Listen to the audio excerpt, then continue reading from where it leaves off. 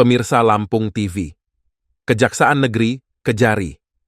Pringsewu menetapkan Sekda Pringsewu sebagai tersangka dugaan korupsi dana hibah Lembaga Pengembangan Tilawatil Quran, LPTQ, tahun anggaran 2022.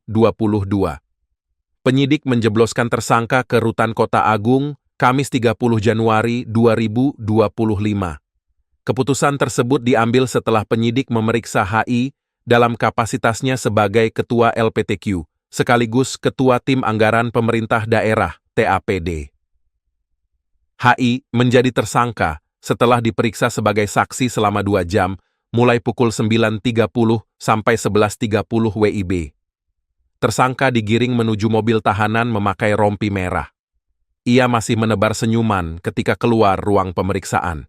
Kepala Kejari Pringsewu Raden Wisnu Robi Wicaksono menjelaskan penetapan Sekda Pringsewu sebagai tersangka merupakan hasil pengembangan kasus setelah 2 tersangka lain berinisial RT dan TR ditahan lebih dahulu. Penyidik mengumpulkan bukti tambahan sehingga HI ditetapkan sebagai tersangka. Raden Wisnu Robi Wicaksono menyatakan, dana hibah yang seharusnya digunakan untuk kegiatan keagamaan justru diselewengkan untuk kepentingan pribadi. Penyidik masih mendalami kemungkinan pihak lain terlibat dalam kasus dugaan korupsi tersebut. Penyelewengan dana hibah bersumber dari anggaran Pemkab Pringsewu diduga bernilai 3,285 miliar rupiah. Kejari Pringsewu menyita barang bukti kasus ini berkaitan dengan perkara sebelumnya yang menyeret 2 tersangka, yaitu TP sebagai bendahara LPTQ dan R sebagai sekretaris LPTQ. Tersangka HI dijerat Pasal 2 Ayat 1 Junsto, Pasal 3 Undang-Undang Tipikor, serta Pasal 55 Ayat 1 ke 1 KUHP. Klinik pengobatan Sinseming. Pengobatan Sinseming adalah pengobatan alternatif yang menggunakan metode totok syaraf. Mahalnya biaya pengobatan bagi masyarakat selalu menjadi penghalang bagi setiap orang untuk mendapatkan kesehatan. Pengobatan alternatif Sinseming hadir untuk mengubah pola pikir masyarakat akan mahalnya biaya kesehatan.